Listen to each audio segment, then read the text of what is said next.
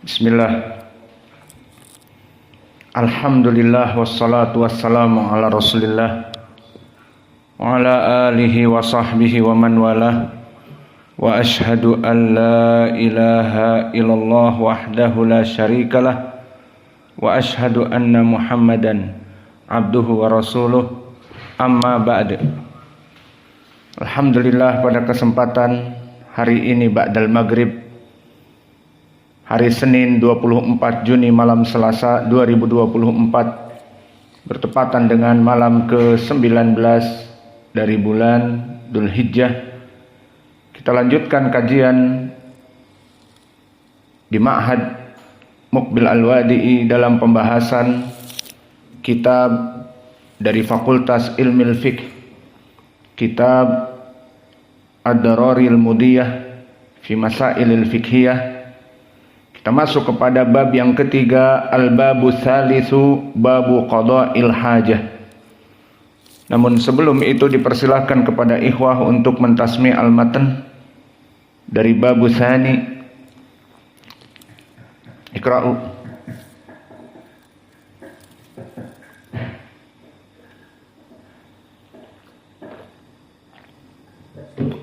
Qala rahimahullah ta'ala babu tathhir najasat wa tuhuru ma yatanajasu bi waslihi hatta la yabqa laha 'aynun wa la rifun wa la taqmun wa na'lu bi mashi wa istihalatu mutahhiratun li'adami wujudi wasfi al-mahkumi 'alayhi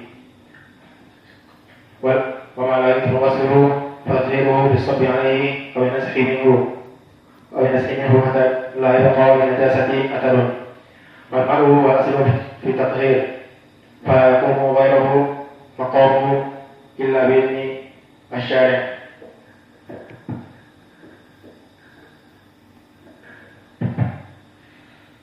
Bismillahirrahmanirrahim. Rahimahullah ta'ala. Babu tathhir najasati wa yatuhuru ma yatanajasu bi ghuslihi hatta la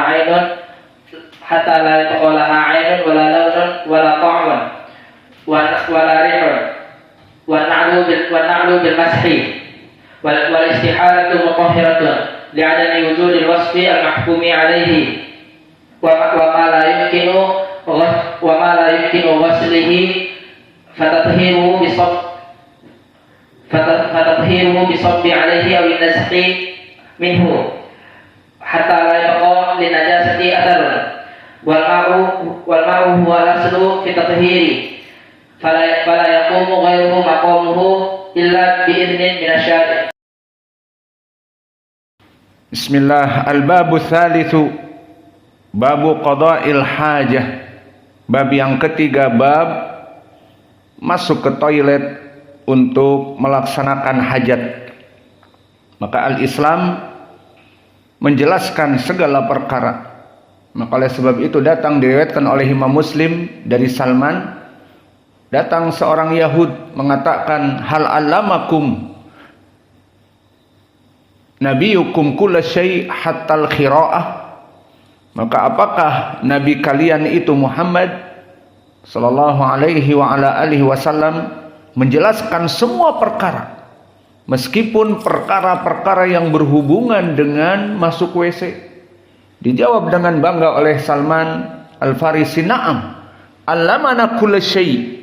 Tentu Nabi mengajari kami segala sesuatu, agar disebutkan di beberapa lafaz, kami tidak menghadap kepada kiblat di saat kami kencing, BAB atau BAK, dan kami tidak menggunakan jika tidak ada air kecuali dengan 3 al-hasoyat di saat beristijmar dan yang lainnya.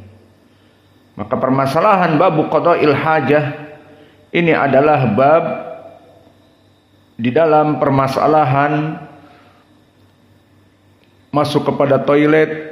Telah datang nas tadi yang kami sebutkan dari Salman, suatu kemuliaan yang mana agama-agama yang lain tidak ada penjelasan secara detail.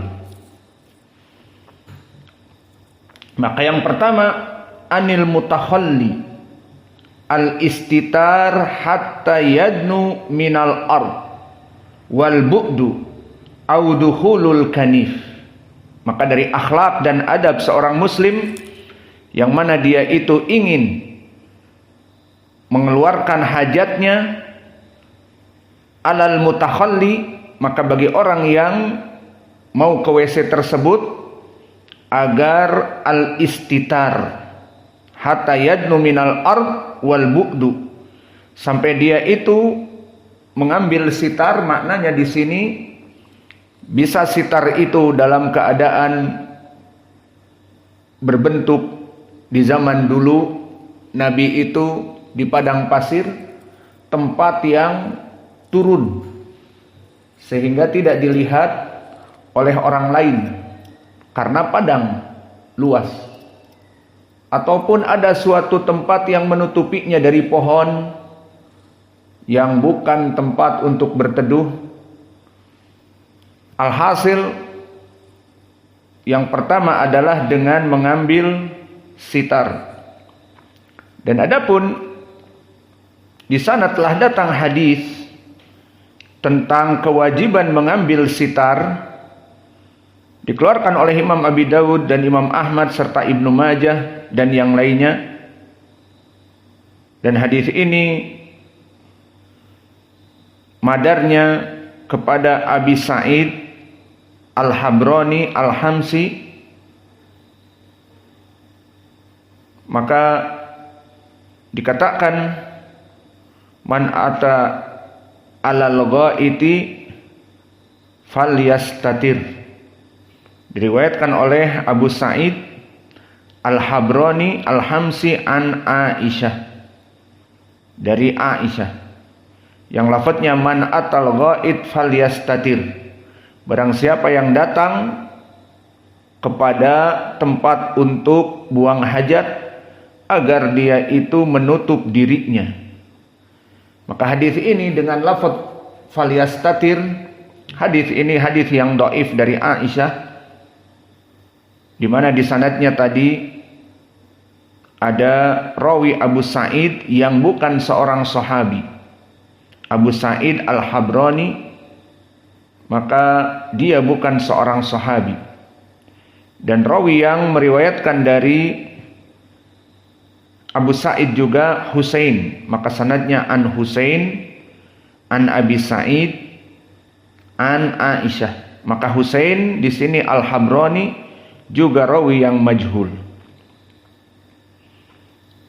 Lalu bagaimana pengamalannya?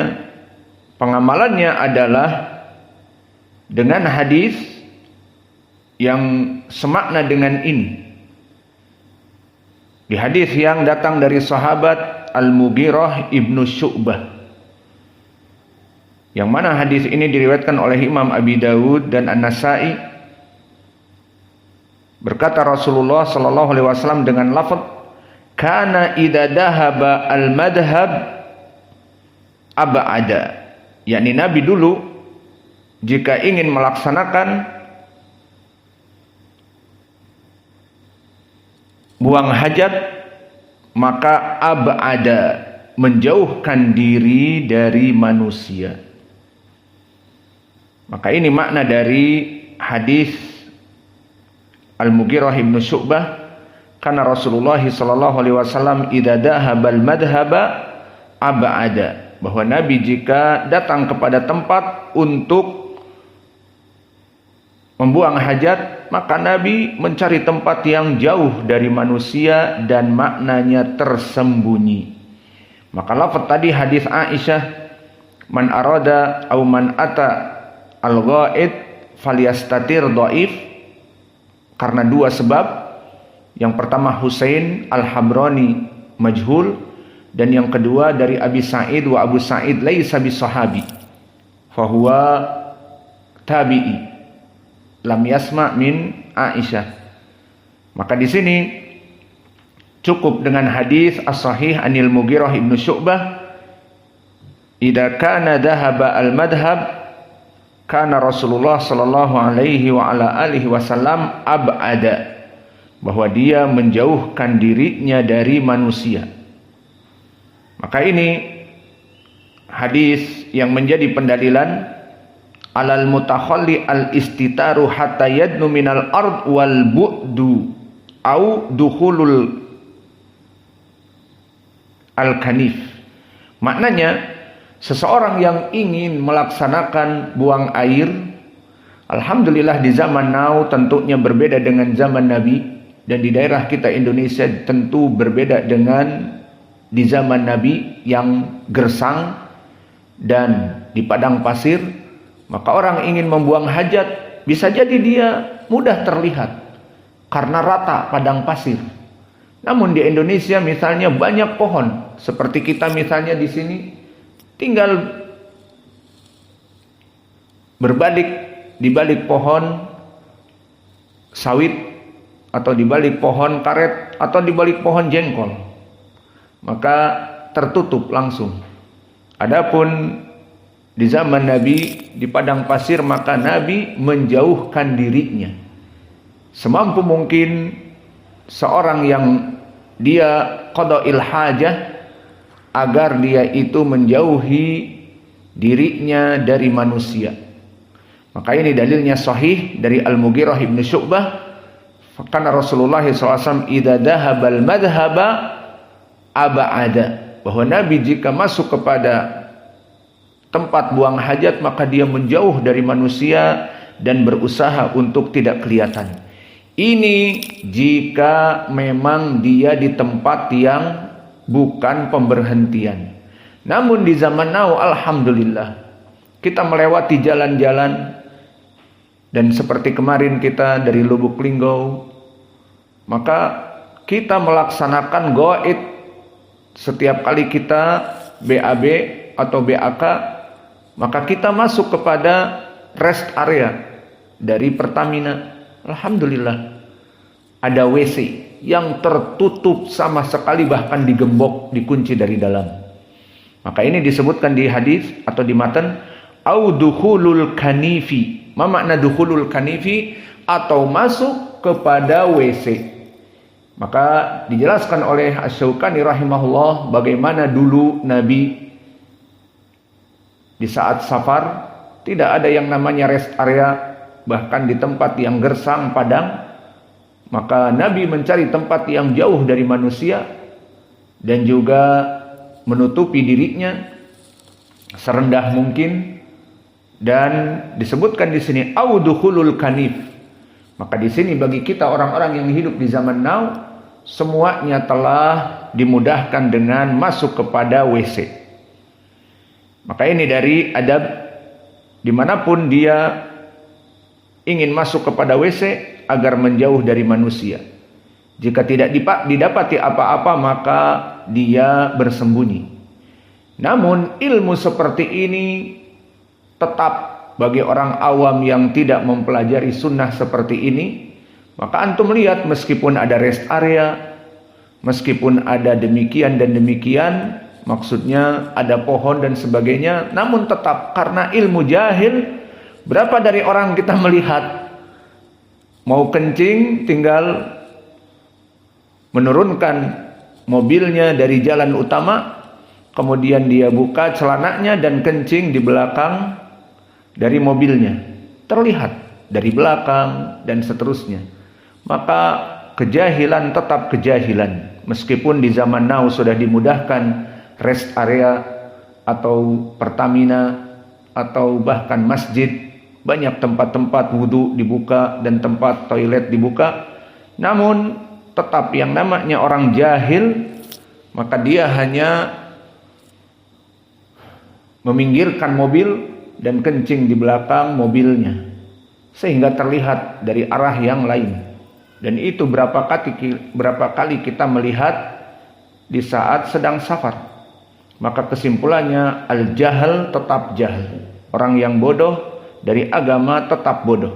Mereka tidak berpikir bagaimana fitrah mereka itu akan dilihat. Maka mereka masuk sedikit ke pepohonan yang tidak terlihat dan seterusnya. Kemudian setelah selesai dari permasalahan yang pertama, bahwa orang yang ingin melaksanakan hajat itu, jika dia di padang pasir atau di tempat alam terbuka agar menutupi dirinya dan jauh dari manusia, au dukhulul kanif, atau di zaman now dengan masuk kepada WC yang terkunci, maka kemudian setelah itu masuk kepada watarkul kalam. Maka untuk permasalahan tarkul kalam telah datang hadis dari Abi Sa'id Al-Khudri yang marfu kepada Nabi, yang mana lafadznya la yakhruju rajulan yadriban al-ghaid kashifain auratihima. Kemudian keduanya dalam keadaan berbicara satu sama lain.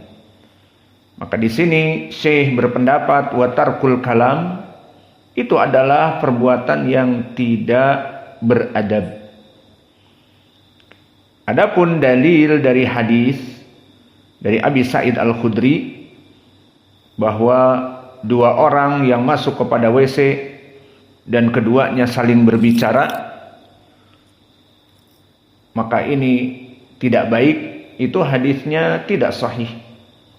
Didhaifkan oleh Syekh Al-Albani rahimahullah, dikatakan la yasih hadis secara mutlak tentang larangan seseorang masuk kepada WC dan larangan berbicara. Maka tidak sahih hadis ini, bahkan tidak warid.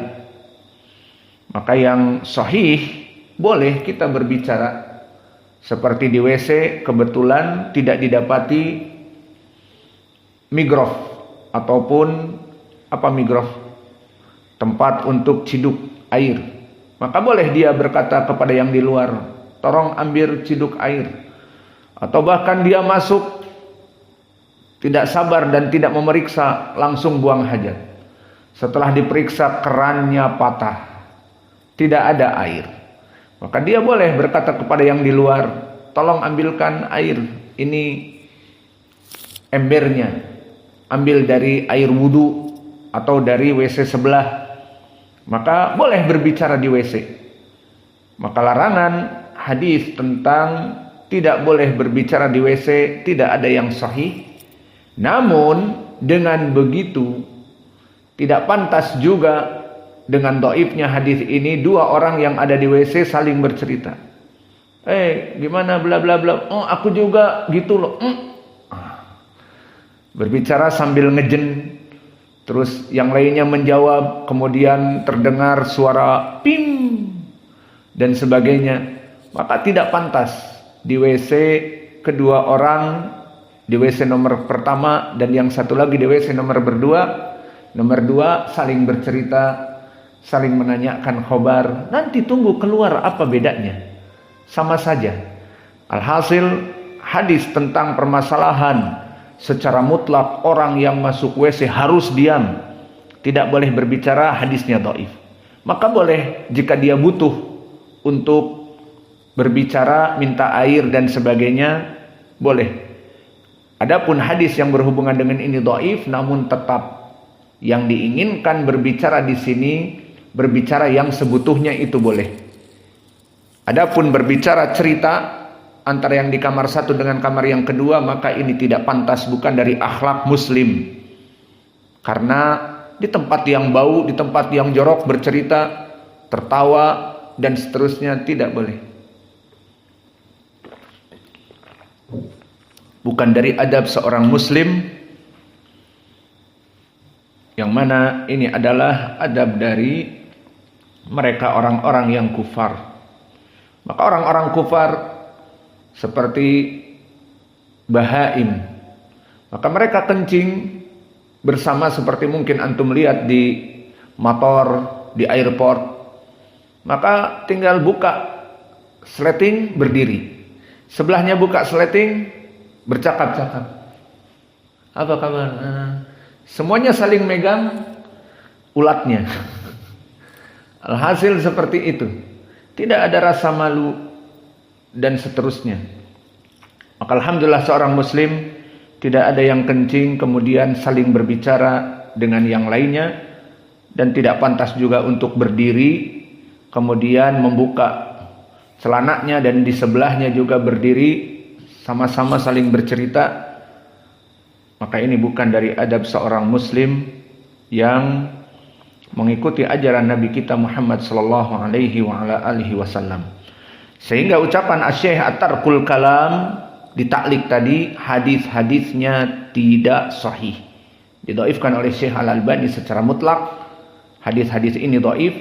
Namun kita katakan tadi memang dari adab seperti itu. Namun kita katakan secara mutlak tidak boleh bicara dalilnya dhaif dan prakteknya boleh. Indal hajah. Jika memang dia butuh. Seperti di WC ternyata dia masuk duluan dan tidak ada air, maka setelah dia qada'il hajah mau disiram, bahkan dia mau cebok, tidak ada air, maka boleh dia berbicara kepada yang di luar untuk membawakan seember air.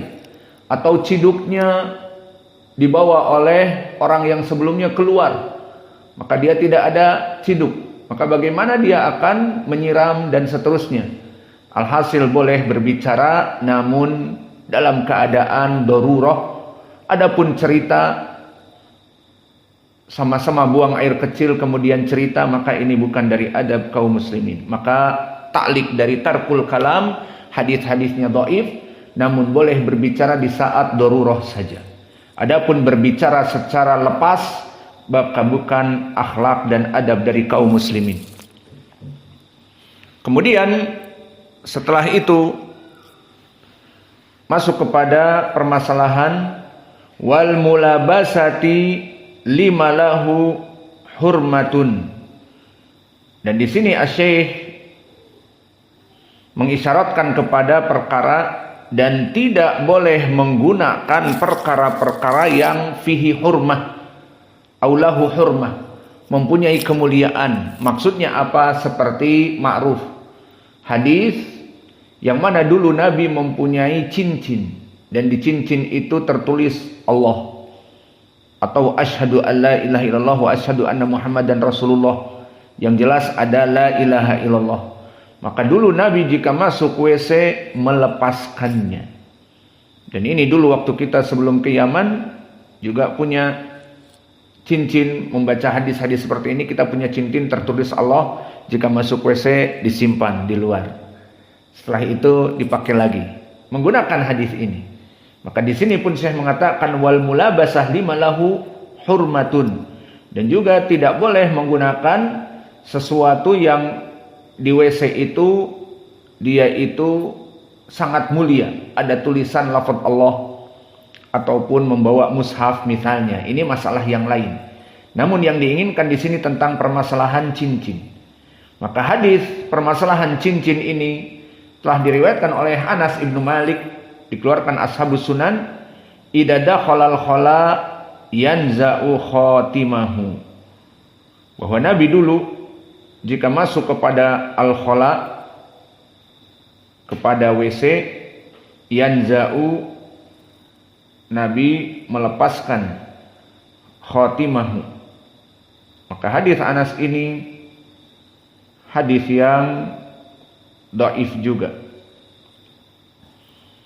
Maka di sini barang siapa yang mempunyai cincin kemudian tertulis misalnya Allah atau sebagainya, maka sanadnya adalah dhaif untuk diamalkan, maka tidak apa-apa untuk memakainya. Adapun membawa mushaf, maka terjadi ikhtilaf di kalangan para ulama. Maka lebih baik agar dia tidak membawa mushaf. Namun jika dia mushaf yang kecil dan disaku, daripada disimpan di luar jatuh ataupun dicuri, seperti di beberapa tempat di pondok-pondok, maka banyak pencurian. Maka dia takut dicuri mushafnya yang kecil itu, maka sebagian ulama tidak apa-apa secara tertutup, disaku dari bajunya, tidak jatuh, dan seterusnya, maka tidak apa-apa. Namun jika memang seperti disimpan di luar aman dan seterusnya, maka masuk ke WC, disimpan mushafnya di masjid dan seterusnya, maka ini lebih baik. Maka hadis Anas ini hadis yang dhaif,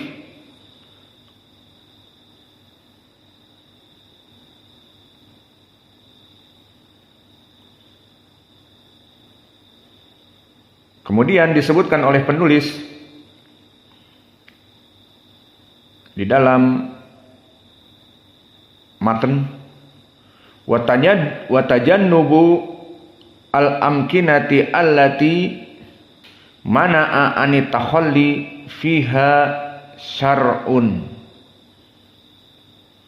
dan juga agar orang yang pergi ke tempat untuk BAB atau BAK itu,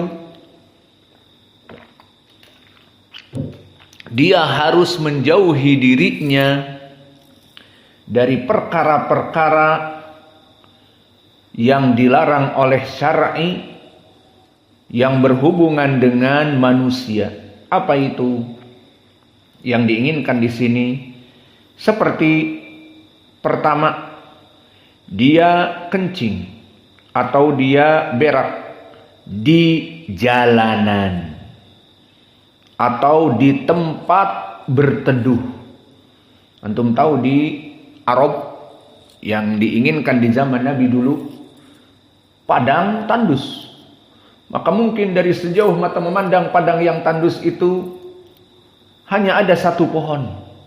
Dan pohon itu kebanyakan manusia berteduh, dari para gembala kambing ataupun orang yang bercocok tanam berteduh di bawah pohon itu. Maka di saat dia berteduh, bau tai, bau sekali, bahkan ada gundukannya.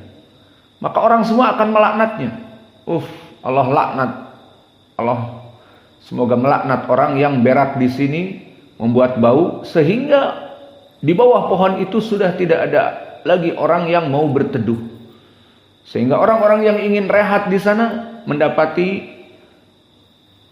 ada orang yang BAB ataupun kencing. Maka bau kencing, bau pesing. Maka ini yang diinginkan, wa tajannubu al-amkinati, agar menjauhi tempat-tempat yang dilarang di dalam syariat. Seperti apa? Misalnya tadi kami sebutkan, dia itu berak di jalanan atau di tempat orang-orang berteduh. Maka telah datang hadis yang diriwayatkan oleh Imam Muslim dari Abi Hurairah bahwa Nabi Muhammad sallallahu alaihi wasallam bersabda, "Ittaqulla anain." Maka jauhilah tempat-tempat yang menyebabkan manusia itu dilaknat. Qalu wa mala'anan, apa itu tempat-tempat, dua tempat yang terlaknat ya Rasulullah? Alladhi yatakhalla fi tariqin nas au fi dhillihim. Maka yang pertama, orang yang buang air kecil ataupun BAB di jalan. Jadi dia ingin BAB tapi di jalan, di tempat manusia berjalan. Maka orang yang jalan dalam keadaan tidak perhatian, berbicara dengan temannya, tiba-tiba menginjak sesuatu yang empuk, bagaikan menginjak sesuatu yang dia itu bukan batu, apa gerangan. Maka di saat diangkat ternyata kotoran manusia, maka dia akan melaknat. Allah melaknat orang yang berak di jalan ini. Maka itu sebab dari laknah. Dan yang kedua, dia tidak di jalan beraknya, namun di tempat berteduhnya manusia, para manusia beristirahat, maka dia berak. Maka ini juga penyebab dari laknah. Maka ini yang harus dijauhi, perkara yang pertama tadi. Dan juga perkara yang kedua, yang berhubungan dengan ini datang dari hadis Mu'adz ibni Jabal. Ittaqu al-mala'in as-salas al-buraz fil mawarid wa qari'atut tariq wa dhil. Maka hadis ini dua tadi telah kita masuki, orang yang berak di jalan dan orang yang berak di tempat peristirahatan di bawah pohon, dan al-buraz fil mawarid. Apa itu? Al-mawarid adalah tempat-tempat sumber air. Maka di zaman Nabi pada saat itu sumber air sangat susah. Maka ada dari beberapa tempat dia itu keluar air, dan airnya sedikit. Tidak seperti kita, air mengalir deras, air mengalir sampai jauh, akhirnya ke laut. Iya. Maka di sini di Arab air sangat sedikit. Jika keluar mata air yang mengeluarkan air itu sedikit, kemudian ada orang BAB di sana, maka orang ingin mengambil air, wah ada si kuning yang berenang, maka orang tidak mau untuk mengambil air tersebut dan melaknat orang yang berak di sini. Kenapa tidak berak di tempat lain terus ambil air dari sini? Kok beraknya di tempat mengeluarkan air yang menjadi sumber mata air? Maka ini perkara yang kedua. Di perkara yang pertama tadi apa? Berak di jalan atau di tempat orang berkumpul di bawah pohon. Dan yang ketiga, orang yang berak di tempat pengambilan air. Dan begitu pun yang ketiga,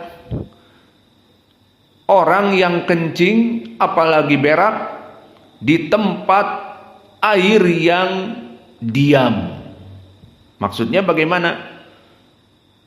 Sebagian dari orang-orang di zaman dulu, seperti di Arab yang curah hujan sedikit, maka mereka mendapatkan tampungan-tampungan air.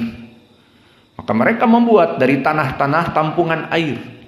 Di saat air hujan yang barokah, yang hanya datang 1 tahun itu dihitung beberapa hari, maka hujan lebat dipenuhi tempat-tempat mereka.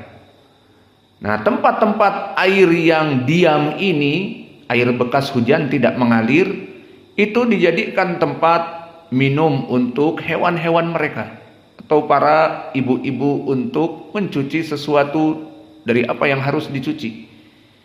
Maka kemudian datang orang ini BAK, buang air kecil, atau BAB di tempat air penyimpanan hujan tadi yang sedikit, maka dia kencing ataupun BAB di atasnya, maka ini pun penyebab dari laknah.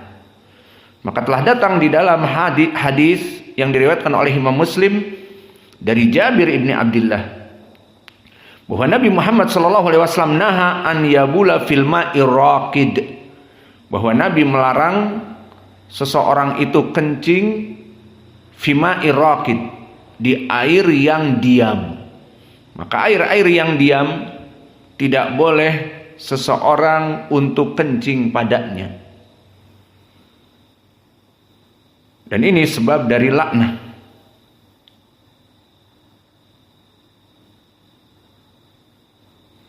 Dan begitu pun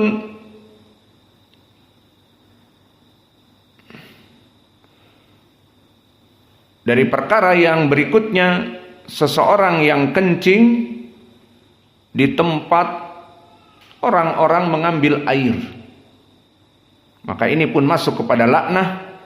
Dan pendalilannya dikeluarkan oleh Abi Daud dari Abi Hurairah, nah Rasulullah SAW an yabula fi mugtasilihi, bahwa Nabi melarang orang yang kencing di tempat dia mencucinya. Maka bagaimana dia mencuci dan dia kencing pada air tersebut, air yang diam, kemudian dia kencing padanya, kemudian mencuci, membersihkan dengannya. Alhasil ini semuanya penyebab dari laknah.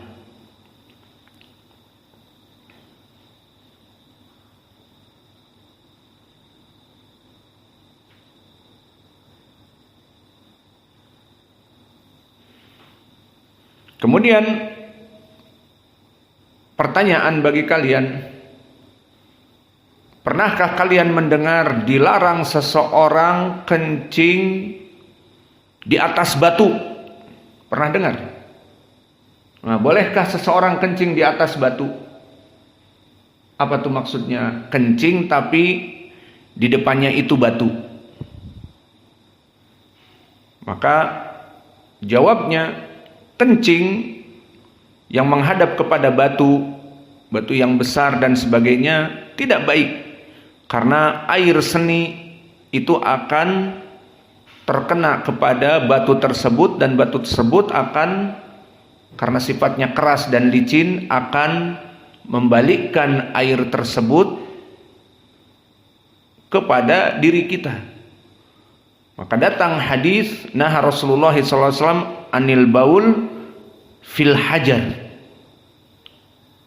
dan juga fil hujr, bahwa Nabi melarang seseorang kencing di atas kepada arah batu dan juga pada lubang.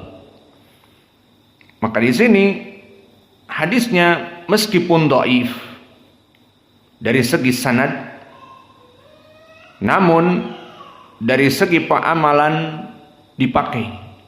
Telah datang hadis dari Abdullah bin Sirjis, naha Rasulullah sallallahu alaihi wasallam an yabula fil hujr, dan ada lafaz fil hajar ditafsirkan oleh para ulama, dilarang seseorang kencing ke lubang.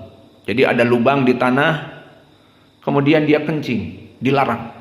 Atau maknanya al hajar dengan fathah, dia kencing di atas batu, maka dia akan terperciki kakinya dan seterusnya kepada batu tersebut, atau kalau dia jongkok ya terperciki juga.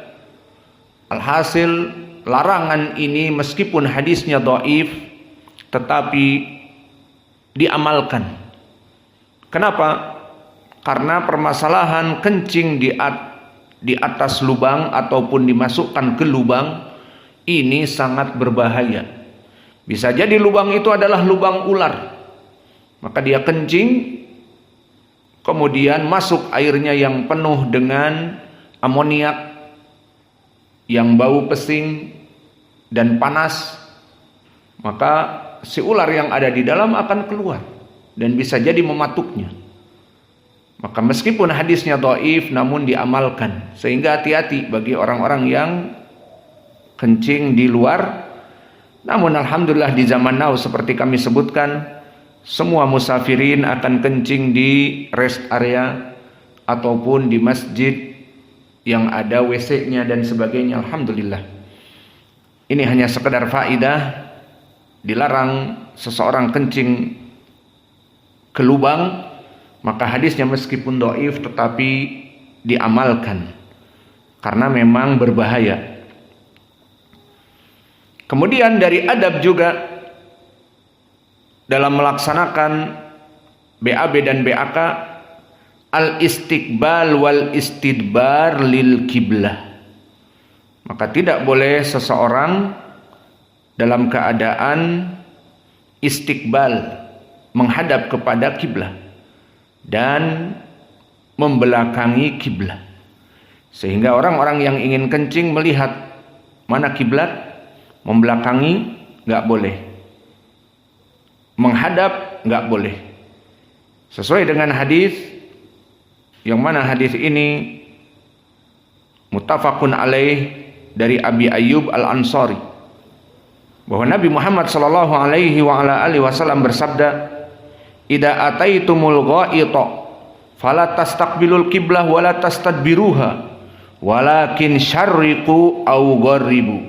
Ini telah kita lewati di Umdatil Ahkam, maka kita dulu telah belajar Umdatil Ahkam bab taharah. Maka jika kalian datang kepada WC, toilet, maksudnya di sini di luar, bukan di kamar mandi. Maka bagi mereka yang BAB dan BAK di luar, maksudnya di padang pasir di zaman Nabi, ataupun tidak mendapati tempat tertutup, maka dia melihat mana kiblah. Jika mampu, tidak menghadap kepada kiblah dan tidak membelakangi kiblah. Lalu bagaimana kalau di dalam WC? Ya alhamdulillah, banyak dari para tukang-tukang yang memperhatikan perkara ini, di mana toilet-toilet di masjid tidak ada yang menghadap kepada kiblah atau membelakangi kiblah. Namun misalnya dia kencing di tempat yang tidak ada hubungannya dengan masjid, seperti rest area, tidak ada masjidnya kadang-kadang. Kalau dihitung-hitung loh, kok menghadap kepada kiblah ataupun membelakangi kiblah misalnya, maka di sini pun diperbolehkan. Seperti hadis yang datang muttafaqun alaih juga dari Maimunah, bahwa Nabi Muhammad SAW di saat masuk ke WC Maimunah, dan disebutkan oleh sahabat, Nabi justru menghadap ataupun membelakangi kiblah. Maka di sini ditafsirkan oleh para ulama, bagi WC-WC yang dibuat, maka boleh tidak menghadap kepada kiblah jika memang dia dalam bentuk WC, karena mungkin disesuaikan dengan bangunan ataupun tukang yang dulu membuatnya, sehingga jika kita menghadap kepada selain kiblah susah. Karena memang toiletnya kecil dan menghadap kepada kiblah, kita ingin menghadap kepada selain dari kiblah, maka tidak bisa. Maka di sini diberikan udzur. Maka para ulama mengatakan, perkara tidak bolehnya seseorang menghadap kiblat ataupun membelakanginya jika dia di tempat terbuka. Namun jika dia masuk WC, seperti para musafirin masuk kepada rumah makan, dan di rumah makan itu banyak toiletnya, ada yang menghadap ke sana ke sini dan seterusnya, maka itu urusannya tidak haram. Maka dia masuk sesuai dengan toilet yang ada, dia pakai, halal, karena bukan tempat terbuka, karena dia mengikuti dari desain menghadap kemana WC-WC tersebut. Maka di sini disebutkan oleh para ulama, adapun al-kanif, WC-WC yang biasa kita pergunakan, maka tidak masuk kepada larangan dengan dalil hadis tadi. Dan begitu pun disebutkan di sini, wa alaihi al-istijmar bi thalathati ahjarin tahiratin. Maka bagi dia jika tidak mendapatkan air, maka dia beristijmar dengan mengambil 3 batu. Dan ini adalah perkara yang ada di zaman Nabi dulu. Dan pendalilannya seperti hadis Salman yang kami sebutkan tadi. Datang seorang Yahudi dan mengatakan, qad allamakum nabiyukum kulla syai' hatta al-khira'ah. Qala na'am ajal. Laqad nahana an nastaqbilal qiblah bil ghaid au bil baul au an nastanjiya bil yamin au an nastanjiya bi aqal min salasati ahjar au an nastanjiya bi raji' au bi adhamin. Maka di hadis ini, hadis Salman yang tadi pernah kami lewati, datang Yahudi dan mengatakan, bagaimana Nabi kalian mengajarkan segala sesuatu tentang adab ke WC? Naam, kami dilarang untuk menghadap kepada kiblat dan membelakangi kiblat, dan kami diperintah untuk beristijmar, mengambil batu-batu kecil untuk mensucikan BAB dan BAK bagi yang tidak mempunyai air. Dan ini permasalahan ini tentunya dulu di zaman Nabi dalam keadaan air susah dan dalam keadaan safar. Maka di zaman now alhamdulillah, seperti kami ulang-ulang, dari praktek yang kita melaksanakan safar seperti kemarin, maka kita BAB atau BAK di masjid yang ada toiletnya atau di rest area dari Pertamina, maka alhamdulillah perkara-perkara seperti ini sekarang ini tidak dibutuhkan lagi, kecuali bagi mereka yang safar qadarullah di tempat yang kering tidak ada air, maka tetap dipergunakan hadis istijmar ini.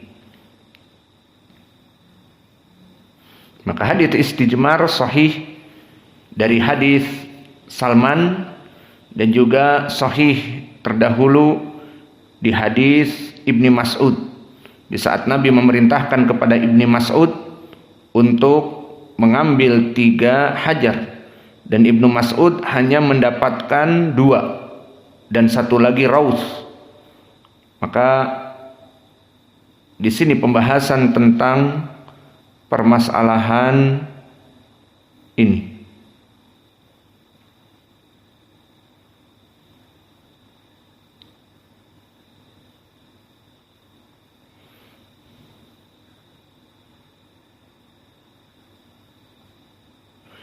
Au ma yaqumu maqamahu, dan berkata asy-syekh setelah itu, atau diperbolehkan jika tidak didapati dari batu yang 3, maka boleh dengan syai' yang menggantinya. Nah, apa di sini? Apa-apa yang mengganti dari perkara-perkara ini yang tentunya bukan adom, bukan dia itu tulang yang kering, karena itu makanan dari jin, dan bukan dari waras, bukan dari raus, seperti di hadis Ibnu Mas'ud bahwa raus itu adalah najas, dan Nabi dulu meminta kepada Ibnu Mas'ud didatangkan 3 hajar. Ibnu Mas'ud mencari, tidak didapati yang ketiga kecuali raus, maka dilempar oleh Nabi, tidak bisa beristinja dengan raus, maka tidak boleh raus dan tidak boleh azam. Di dalam hadis Salman tidak boleh beristinja dengan rausin au bi azamin, karena azam makanan dari saudara kita jin, maka tidak boleh. Maka dari 2 pengecualian ini, maka boleh dengan apa saja pengganti. Contohnya apa? Di zaman now dia membawa tisu, tidak dapat air, ya sudah dengan tisu, maka disucikan dengan tisu, pengganti dari air, dan tidak ada batu. Boleh apa tidak? Boleh. Atau dengan daun. Awas, daunnya tentunya yang tidak ada duri-duri.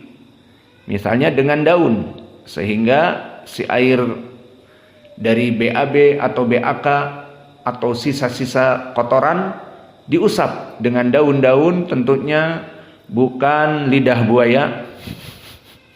Bagaimana dengan lidah buaya? Ataupun dengan daun-daun yang besar seperti daun talas yang tidak ada durinya, maka seperti itu bagus. Maka ini makna dari ucapan penulis bahwa boleh digantikan dengan penggantinya yang tentunya dia itu masuk kepada syariat. Yaqumu maqamahu, yang tidak boleh tadi apa? Tulang dan raus. Kemudian berkata penulis, watundabu al-isti'adah inda asyuru. Maknanya adalah, dan disyariatkan seseorang jika masuk kepada WC untuk meminta perlindungan dari syaitan. Dan ini wakil, di dalam WC itu ada 2 syaitan laki dan perempuan, namanya al-khubsi wal khobais. Alhamdulillah, semenjak kita kecil sampai besar seperti ini, kita masuk WC belum pernah melihat. Namun orang yang indigo, awas, orang indigo tidak terpuji. Bisa jadi dia memang kesurupan dan sebagainya, maka di saat dia masuk menjerit melihat al-khubsi wal khobais. Bagi orang-orang yang kesurupan, maka setan-setan mudah untuk memperlihatkan kepada mereka. Dinamakan di Indonesia indigo, orang yang bisa melihat sesuatu. Capek jadi orang indigo. Masuk WC melihat mereka. Mau tidur di atap ada yang lompat-lompat, tuyul kecil. Kemudian balik ke kanan ada perempuan gondrong, kuntilanak dan sebagainya misalnya. Maka orang-orang indigo di sini bukan perkara yang terpuji, bisa jadi dia mamsus. Orang-orang yang ada jin di dalamnya digambarkan oleh mereka apa saja. Maka di sini telah datang syariat diriwayatkan oleh Anas ibnu Malik yang muttafaqun alaih, di mana Nabi Muhammad sallallahu alaihi wasallam bersabda, "Idza dakhala ahadukumul khala falyaqul Allahumma inni a'udzubika minal khubuthi wal khaba'ith." Kemudian di sini faidah, siapa yang bisa menjawab? Indak ya Qais. Kapan kita membaca doa ini? Sebelum masuk ke WC atau setelah di WC?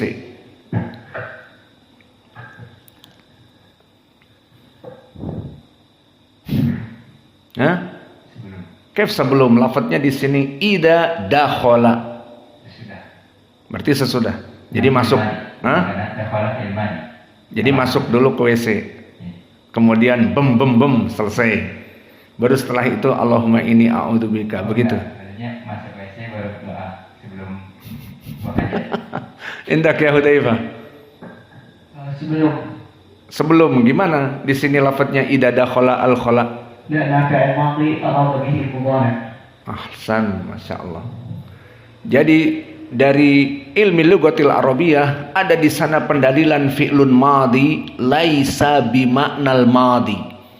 Jadi ada fi'lun madhi yang tidak maknanya itu harus telah lampau. Ada fi'lun madhi bimaknal mudhari. Di antaranya hadis seperti ini. Lihat lafadznya idza dakhala, jika telah masuk. Itu kalau maknanya fi'lun madhi arada bihi al-madhi. Jika telah masuk berarti dia masuk ke WC, bem selesai, mau cebok atau mau keluar baru baca masih di dalam Allahumma inni a'udzubika minal khubuthi wal khaba'ith. Karena kan madhi, telah selesai. Maka jawabnya tidak. Di sini al-madhi arada bihi al-mudhari.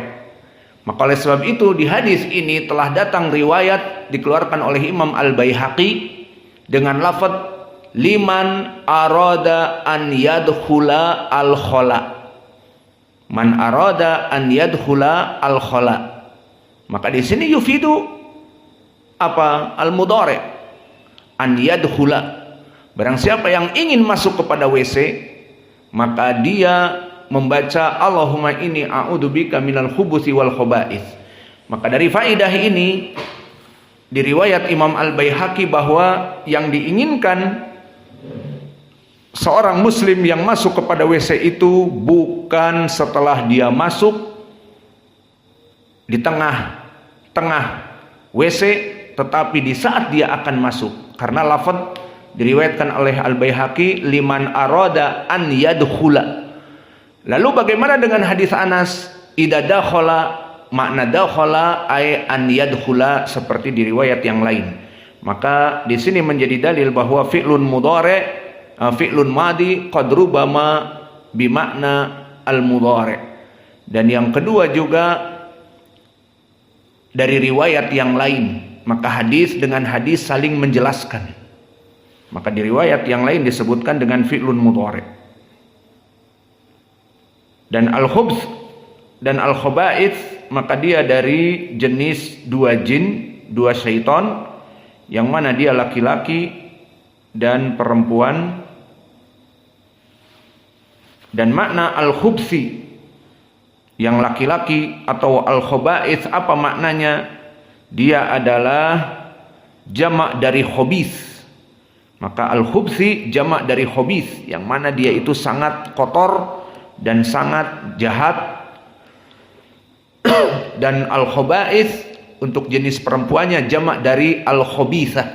Maka al-khabithah jamaknya al-khaba'ith dan al-khubthi jamak dari khabith. Maka disifati dua jin yang ada di WC itu sangat jahat, sangat buruk dan seterusnya. Dan prakteknya barakallahu fikum bagi mereka orang-orang yang mamsusin, orang-orang yang memang dia terkena jin, dan dulu juga kita pernah di saat kita ruqyah keluar jinnya. Kemudian setelah itu dia masuk WC, miskin balik lagi jinnya ke WC. Jadi pas di dalam WC dia kesurupan lagi. Maka itulah dari kejahatan al-khubsi wal khaba'is.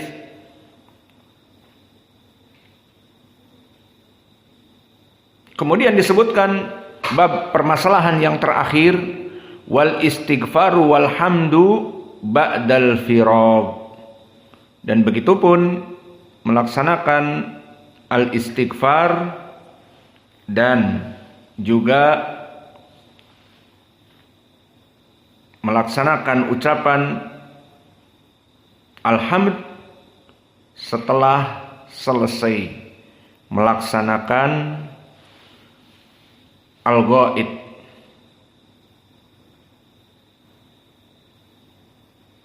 Maka di sini pembahasan ini hadisnya adalah hadis yang dhaif. Maka untuk permasalahan alhamd, maka telah datang hadis Anas, idza kharaja ahadukum minal khala qala alhamdulillahilladzi adhaba anni al-ada wa afani. Hada haditsun dhaif.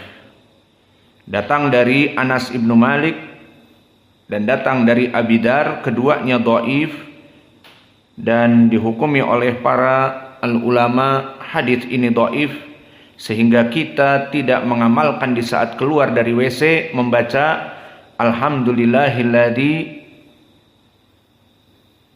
adhaba anni al-ada wa afani. Tidak membaca ini karena hadisnya dhaif. Tinggal permasalahan yang kedua, bagaimana dengan lafaz gufronaka? Seseorang keluar dari WC kemudian membaca gufronaka, wahai Allah ampunilah atau ampunanmu padaku ya Allah. Maka hadis ini hadis diriwayatkan oleh Aisyah, karena idza kharaja minal ghaid qal gufronak, bahwa Nabi dulu jika keluar dari WC dia membaca gufronak. Maka hadis ini didhaifkan oleh Syekh kami Muqbil Al-Wadi'i karena di sanadnya ada Yusuf ibnu Abi Burdah yang meriwayatkan dari Aisyah.